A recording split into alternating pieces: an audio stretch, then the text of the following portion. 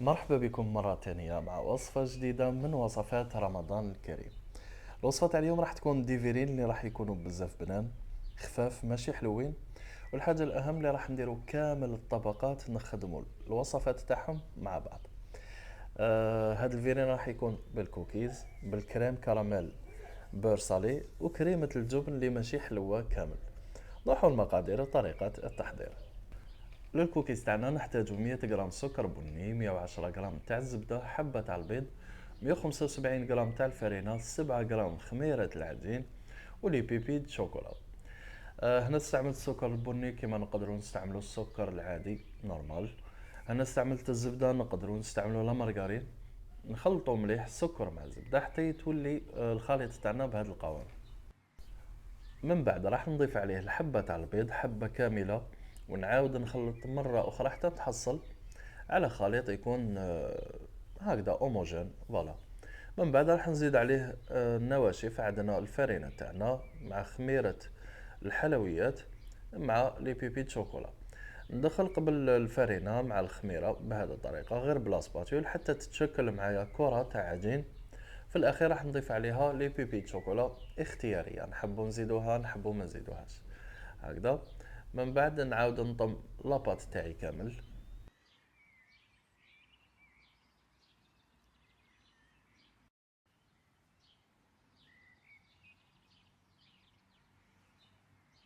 الكوكيز تاعي العجينة تاعو راهي جاهزة، نغطيها بابي فيلم ونخليها ترتاح لمدة ساعة. في الوقت اللي راهي ترتاح فيه نروح نحضروا مع بعض الكراميل بور صالي اللي نحتاجو فيه.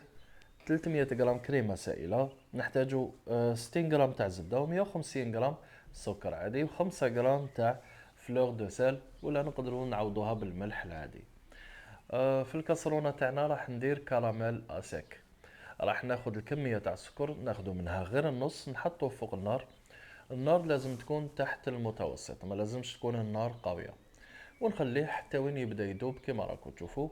غير يذوب بهذه الطريقة راح نزيد الكمية اللي قعدت تاع السكر كامل نفرخها من الفوق. ونخليها نحرك غير الكسرونة تاعي، ما ندير فيها لا مغرفة لا والو. ومن الأحسن تكون الكسرونة تاعنا ثقيلة.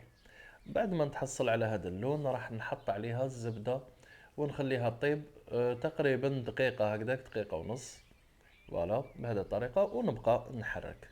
من جهة واحدة أخرى الكريمة السائلة راهي تسخن في الكسرونة واحدة أخرى. لازم كي نضيف الكريمة تكون سخونة تغلي، ما لازمش تكون باردة باش ما يبسش الكراميل تاعنا. فوالا بعد ما جازت الدقيقة راح نضيف الكريمة السائلة على 2 ولا 3 مرات بهذه الطريقة. هنا نروحو غير بالعقل لخاطر سخونة بزاف فوالا. من بعد راح نحطها في اناء ونخليها تبرد كامل من بعد باش نستعملها. نعاود نولي للكوكيز. بالنسبه للتحليه تاعنا خيرت ندير الكوكيز. انا الكوكيز راح نطيبو نوزنو 50 غرام نديرهم ديبول ندخلهم للفرن باش يطيبوا. اذا كنا خدمنا هاد العجين سبيسيال غير للتحليه نقدروا نبسطوها ما نوزنو ما والو، نبسطها وندخلها طيب.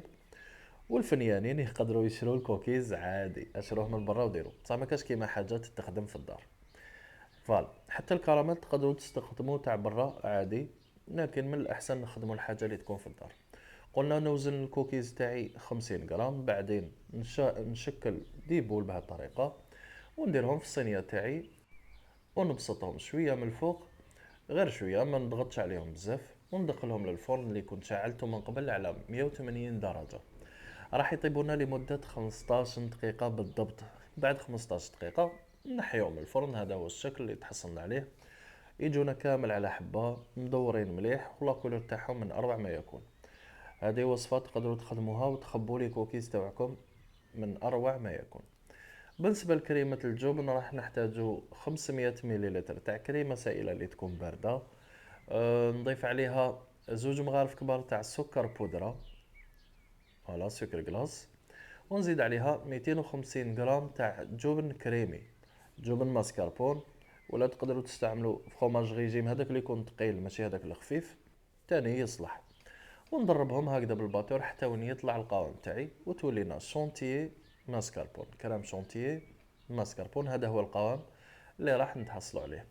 المكونات تاع التحليه تاعنا كامله راهم جاهزين، نبداو ديريكتومون في المونتاج. هنا الكوكيز نروح نكسر غير باليد، نفتو باليد ونعمر كطبقة أولى بهذه الطريقة.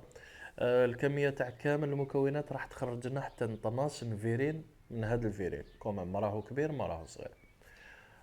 درنا طبقة تاع كوكيز، طبقة تاع كريمة الجبن بهذه الطريقة، ما نكترش بزاف غير شوية. من بعد راح نزيدو طبقة تاع الكراميل، ما نكتروش تاني كراميل باش ما تجيناش حلوة بزاف. نحطوا الكراميل هكذا بالاطراف باش يبانوا في الطبقات، باش يبانوا لي الطبقات من برا.